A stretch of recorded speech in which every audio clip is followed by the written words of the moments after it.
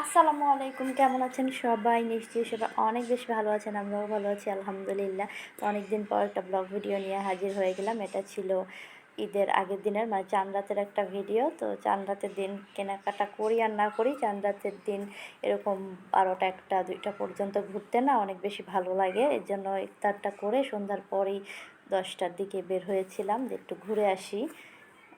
তো এই তো হাঁটতে হাঁটতে অনেক বেশি গরম লাগছিল, তাই একটা শোরুমে ঢুকে গেলাম, মানে এসিতে ঠান্ডা হওয়ার জন্য। এটা আসলে আমার একটা বুদ্ধি। হ্যাঁ, কিন্তু ঢোকার পর এমন একটা ভাব দেখাই যে অনেক কিছু কেনাকাটা করব। মানে এখানে আমাদের কেনাকাটার কিছুই ছিল না, জাস্ট গরমের জন্য একটু ঢুকেছিলাম। তো একটা মিরর দেখে একটু ঢং করে ভিডিও টিডিও করে নিলাম, তারপর আবার বের হয়ে হাঁটা শুরু করলাম।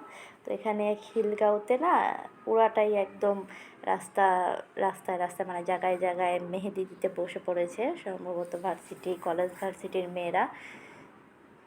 তো অনেক বেশি ভিড় ছিল, না হয়তো আমরাও দিতাম। তো আমি ভিড় দেখে চলে এসেছি, বাসার সামনে একটা পার্লার ছিল, তো ওখানে সাফাকে একটু মেহেদি পরাতে চলে আসলাম। ও একদম অস্থির হয়ে গিয়েছে মেহেদি পরানোর জন্য। তো আমি তেমন একটা মেহেদি পরাতে পারি না, তো যার কারণে পার্লারে নিয়ে আসলাম। এখনও তো অনেক রাত, প্রায় 1টার, 12:30, 1টার মতো বাজে। তো সাফার মেহেদিটা দেওয়া হলেই চলে যাব। তো এই তো ঈদের দিন সকালে জয় আর জয়ের বাবা নামাজ পড়ে চলে আসছে, আর জয় আবার ওর নানুর বাসায় চলে গিয়েছে। আর আমরা একটু ভিডিও টিডিও করে নিচ্ছিলাম এই ফাঁকে, একটু ঢংঢং। আর আমার চুলের অবস্থা তো পুরো 12টা বাজিয়ে দিয়েছে। আমি পার্লারে গিয়েছিলাম যেই কালারটা করতে, সেই কালারটা ওরা করতে পারে না, একটু অ্যাশ অ্যাশ টাইপের। তো পুরা চুলের অবস্থা খারাপ, একদম বাজে অবস্থা। তো যাই হোক, এটা আবার কালো করে ফেলবো, 15 দিন অপেক্ষা করতে হবে।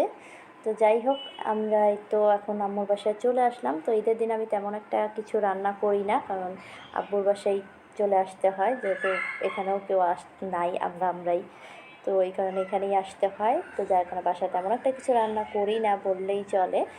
তো ঈদের পরে দেখা যায় সবাই সবার বাসায় দাওয়াত খেয়ে বেড়াই। এই তো যাই হোক, আমি নাস্তা করে ফেললাম, আর এই তো দুপুরের খাবারের জন্য বসে আছি। তো ছোটো বোন তো এখনও এসে পৌঁছায়নি, ও আসলে একসাথে আমরা খাওয়া দাওয়াটা করবো। আর আম্মু অসুস্থ শরীর নিয়েও কত কিছু রান্না করেছে, একা একা একা হাতে, মানে পুরোটা একা হাতে করেছে। আমরা এসে পুরা নবাবের মতো খাই দাই আবার চলে যাই। যাই হোক, এই তো মুনিয়া চলে এসেছে, আর এই যে আমাদের গুড্ডু সোনা, এত ছোট মানুষ, কি সুন্দর পাঞ্জাবি টুপি টুপি পরে আসছে, মাশাল্লাহ। ওকে অনেক বেশি সুন্দর লাগতেছিল। আর কারো কোলে যাবে না, সে ঘুরতেছে, আমি তাকে একটু ভিডিও করে নিলাম। আর এই যে মুনিয়া, এখন আমরা বোনরা একটু ভিডিও করে নিচ্ছি, আর একটু সেলফি টেলফিও তুললাম।